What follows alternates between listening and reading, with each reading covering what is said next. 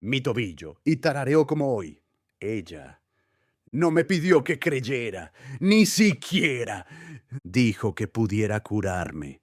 Solo dijo, levántate si puedes. Y lo hice. Tyler. La miró con los ojos muy abiertos y funcionó. Laya sonrió. Nunca volví a cojear. Franklin se levantó lentamente y se volvió hacia la mujer. ¿Dónde está ahora tú, abuela? La sonrisa de Laya se desvaneció. Apartó la mirada. Hace casi un año. Un derrame cerebral. Su voz se quebró ligeramente. Era la única señal de su dolor. Me llevaron a un hogar de acogida. Me escapé al tercer día. Nadie creía sus historias. Decían que era una farsante, una estafadora. Decían que me lo había inventado todo. ¿Y vives en la calle? Preguntó Franklin, en voz baja. Laya asintió con la cabeza. En la iglesia, en un albergue la mayoría de las noches, a veces en la trastienda de una panadería, cerca de Southport. Pero estoy bien. Ayudo a la gente a veces, igual que ella. No deberías vivir así, dijo Franklin. Solo eres una niña. Muchos de nosotros solo somos niños, respondió Laya. Pero a la calle no le importa. El mundo nos olvida, a menos que hagamos imposible ignorarnos. Franklin miró a Tyler, que se había enderezado en sus brazos con los dedos. Se contraían con cautelosa excitación. Yo quiero ayudarte, le dijo Franklin a Laya. Tengo recursos, gente.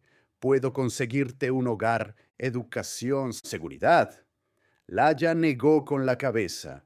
Gracias, pero aquí es donde me necesitan, en las esquinas, donde nadie mira, entre gente que piensa que la esperanza es para otros.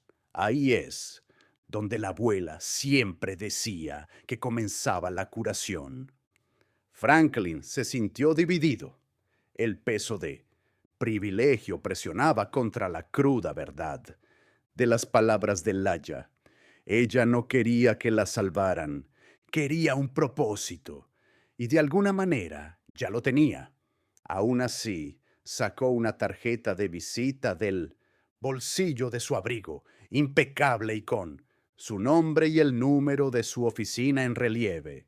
Si alguna vez cambias de opinión, dijo entregándosela, o si simplemente necesitas ayuda de cualquier tipo, logra llama a ese número. Mi asistente te atenderá de día o de noche.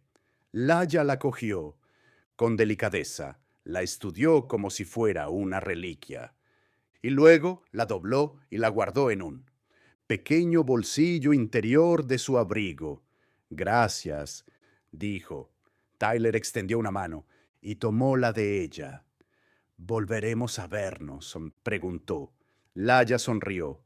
Si alguna vez dejas de creer de nuevo, probablemente estaré cerca. Tyler sonrió y la rodeó con los brazos. Era el primer abrazo que recibía en más de un año. Se quedó de pie, enderezando lentamente el hilo suelto de su manga. Deberías irte, dijo la anciana, con tono cálido pero firme. El niño ha dado su primer paso, ahora debe recorrer su camino.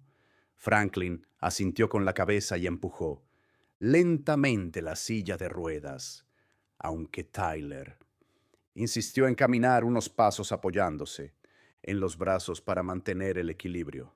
No dijo mucho de camino a casa, pero sus ojos estaban iluminados con un fuego que Franklin no había visto desde antes del accidente. Esa noche, mientras el horizonte de Chicago brillaba como una promesa fuera de la ventana de su apartamento, Franklin se sentó junto a la cama de su hijo. No puedo explicarlo, susurró, mientras observaba a Tyler quedarse dormido. Pero nunca lo olvidaré. Giró la tarjeta de visita en su mano, preguntándose qué sería de Laia, de la anciana, de aquella cálida habitación, más allá del callejón, en algún lugar de otra parte de la ciudad. Laia estaba sentada junto a una niña de no más de 6 años que no había hablado desde que su madre se marchó 3 meses antes. Leia Number hacía preguntas, no ofrecía soluciones. Simplemente tomaba la mano de la niña y tarareaba la misma melodía que su abuela le había cantado una vez, porque había aprendido que la curación no siempre comienza con respuestas. A veces comienza con la presencia, con el silencio, con quedarse. Pasó una semana, luego 2. El frío de finales de octubre se intensificó. En Chicago, las hojas se esparcían como cartas olvidadas en el pavimento. Franklin Hayes notó lo diferente que sonaba el viento cuando no traía consigo el temor. Sus mañanas ya no comenzaban con el silbido mecánico de una silla de ruedas, sino con el golpe cauteloso de los pasos de Tyler sobre el suelo de madera. Cada día el niño caminaba más lejos. Primero cruzaba el salón, luego bajaba por el pasillo y desde el ascensor llegaba hasta la acera y volvía, no sin tropiezos, pero con una certeza cada vez mayor. Sus terapeutas, que hacía tiempo que habían adoptado un tono de cortés desesperanza, ahora observaban con incredulidad mientras Tyler describía la sensación en las pantorrillas, el hormigueo en los muslos, una extraña sensación de regreso. Franklin había intentado explicar lo que había sucedido una vez en el hospital infantil de Hyde Park, en una sala llena de especialistas. Su respuesta había sido una mezcla de curiosidad, escepticismo y un desprecio apenas velado. Es una respuesta psicosomática. Un médico dijo, quizás sea una reactivación de la función motora latente, desencadenada por la estimulación.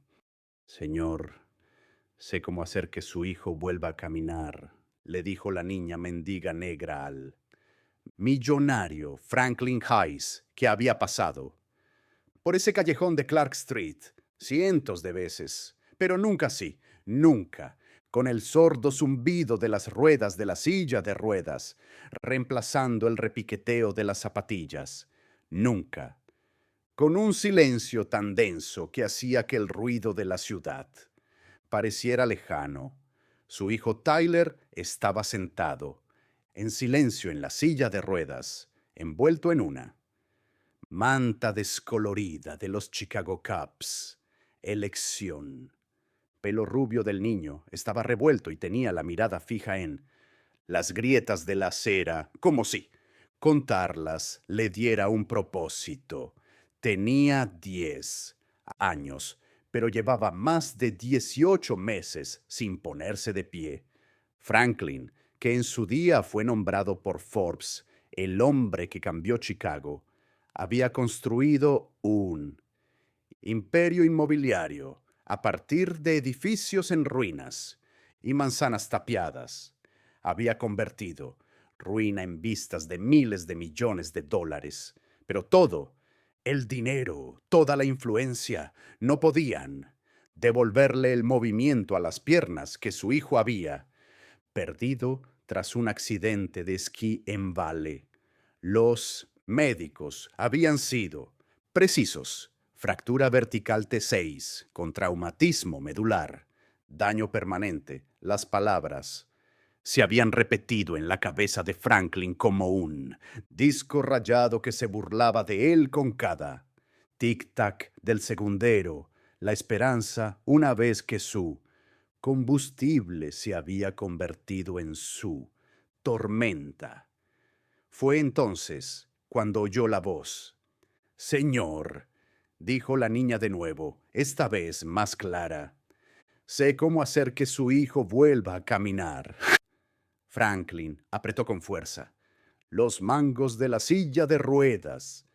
Esperaba Isacenta algún estafador adulto, alguien que intentara venderle un aceite milagroso o alguna estafa New Age, pero en su lugar apareció una niña pequeña que salió de detrás de uno, contenedor de reciclaje abollado. Parecía tener unos 8 años, piel morena y grandes ojos marrones que transmitían una madurez muy superior a su edad. Su sudadera estaba rota en el codo, los vaqueros manchados con la suciedad de la ciudad, y llevaba zapatos, unidos con cinta adhesiva. Pero su postura era erguida y su voz firme.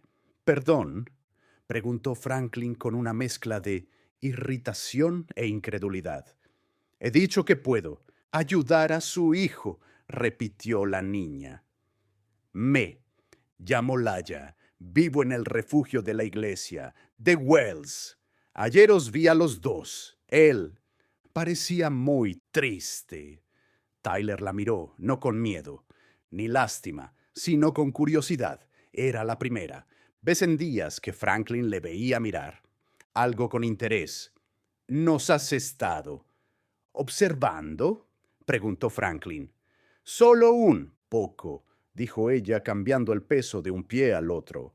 Me siento en la esquina casi todos los días. Pasa mucha gente, pero ustedes se detuvieron. Recogieron un guante que se le cayó. Numbers se fueron corriendo. Pensé que tal vez escucharían. Franklin frunció el ceño y miró a Tyler, que seguía observando a la chica. La lesión de mi hijo no es tristeza, jovencita, es daño neurológico. Su columna no ha olvidado, simplemente ha dejado de funcionar. Leia la interrumpió en voz baja. Eso es lo que decía mi abuela. A veces el cuerpo no se detiene porque esté roto, se detiene porque el corazón está cansado. Franklin estaba a punto de despedirla cuando la vocecita de Tyler interrumpió. Papá, quizá podríamos ir a verla. No había pedido nada en semanas, ni la televisión, ni el postre, ni un cuento antes de dormir. Pero ahora estaba pidiendo seguir a una niña descalza desde un callejón. Franklin cerró los ojos y exhaló, larga y profundamente. Si algo te parece mal, le dijo a Tyler, nos vamos. ¿Trato? Tyler asintió con la boca, temblando. No era una sonrisa, pero algo parecido. Síganme, dijo Laya, dándose la vuelta. Caminaron por subsolio de la ciudad, lejos de Michigan Avenue, hacia calles olvidadas donde los edificios se inclinaban hacia adentro y el aire olía a óxido y a lluvia de ayer. Franklin dudaba en cada esquina, empujando a Tyler por aceras desiguales, evitando cristales rotos y ladrillos sueltos. Aún así, algo le hacía seguir adelante. Quizá era la calma de Laya, quizá era la silenciosa esperanza de Tyler, o quizá Franklin estaba demasiado agotado para luchar. Por nada más. Llegaron a un patio estrecho detrás de una. Hileras de casas de piedra rojiza en ruinas. Una vieja puerta de madera medio oculta por hiedra y grafiti descolorido se abrió con un chirrido sin que la llamaran. Dentro había una habitación iluminada solo por la luz del sol que se filtraba a través de los agujeros del techo. Olía ligeramente a melisa y a libros viejos. Libros viejos. Sobre una alfombra gastada, cerca de una pequeña CS, había una mujer con el cabello plateado recogido en un moño, del tamaño de un pomelo. Su piel era tan oscura como la de Laya y estaba marcada por la edad. Me preguntaba cuándo lo traerías, le dijo a Laya con una voz tan suave como las piedras de un río. Franklin se puso rígido. ¿Cómo? ¿Lo sabías? Le preguntó ella con dulzura.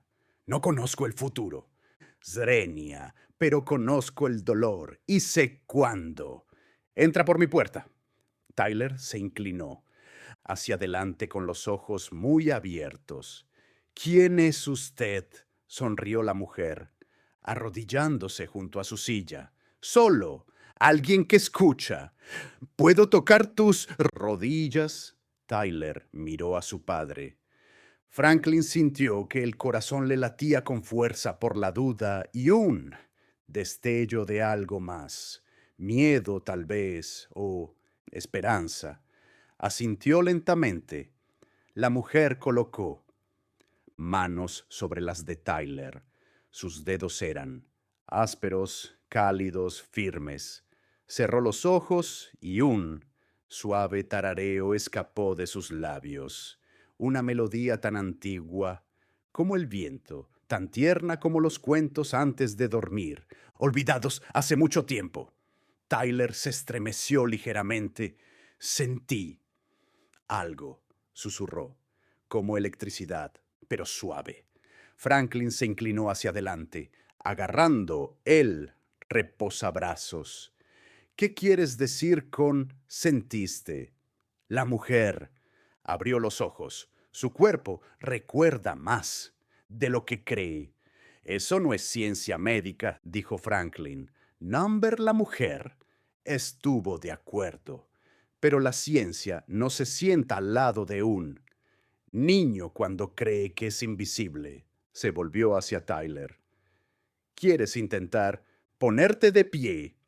Tyler tragó saliva y asintió. Ella lo ayudó con cuidado. Sus piernas temblaban, sus brazos temblaban. Franklin se inclinó hacia adelante, pero la mujer lo detuvo con una. Tyler movió el pie izquierdo y luego él. Derecho, se puso de pie. Franklin cayó de rodillas con los ojos ardiendo. Ty, susurró. Dios mío, Ty. Tyler se quedó de pie, tembloroso, y con los ojos muy abiertos, con los brazos suspendidos a los lados como si el aire mismo lo sostuviera. Sus piernas, frágiles por la falta de uso, temblaban bajo su peso, pero estaba erguido. Franklin se quedó sin aliento. El mundo a su alrededor se desvaneció. Las ventanas rotas, el techo con corrientes de aire, la alfombra antigua. Bajo sus pies todo se disolvió en el milagro que se desarrollaba a pocos centímetros de distancia. Tyler miró a su padre con una sonrisa, comenzando a dibujarse en las comisuras de la boca, inseguro e incrédulo. Franklin se abalanzó hacia adelante, pero no lo alcanzó, no quería hacerlo. Se arrodilló con los brazos extendidos, pero sin tocarlo, como un testigo temeroso de que su presencia pudiera romper el hechizo. Tyler dio un paso. Era pequeño, más un arrastre que un paso, pero era suyo. Dio otro. Entonces sus rodillas se doblaron y comenzó a caer. Esta vez Franklin lo atrapó, abrazándolo con fuerza, presionando su rostro contra la cabeza de Tyler. Mientras el niño temblaba con sollozos, lo sentí. Papá, susurró, sentí mis piernas. De verdad. Franklin solo pudo asentir con la cabeza, con la voz, atrapada entre un llanto y una oración. Laya permanecía en silencio cerca de él, con las manitas metidas en las mangas demasiado grandes de su sudadera. Sus ojos estaban tranquilos, ni complacidos ni triunfantes, simplemente inmóviles. La anciana dio un paso atrás con las manos juntas y una expresión de pacífica expectación, como si hubiera visto esa escena muchas veces antes. Franklin se volvió. hacia ella con el rostro bañado en lágrimas. Necesito saberlo, dijo en voz baja. ¿Cómo lo has hecho? Necesito entenderlo. La mirada de la mujer no se movió. No hay mucho que entender. El cuerpo obedece al corazón más. De lo que admitimos, cuando el espíritu se apaga, las extremidades le siguen. Tu hijo dejó de creer, pero hoy, por primera vez, en mucho tiempo confió en lo que no podía.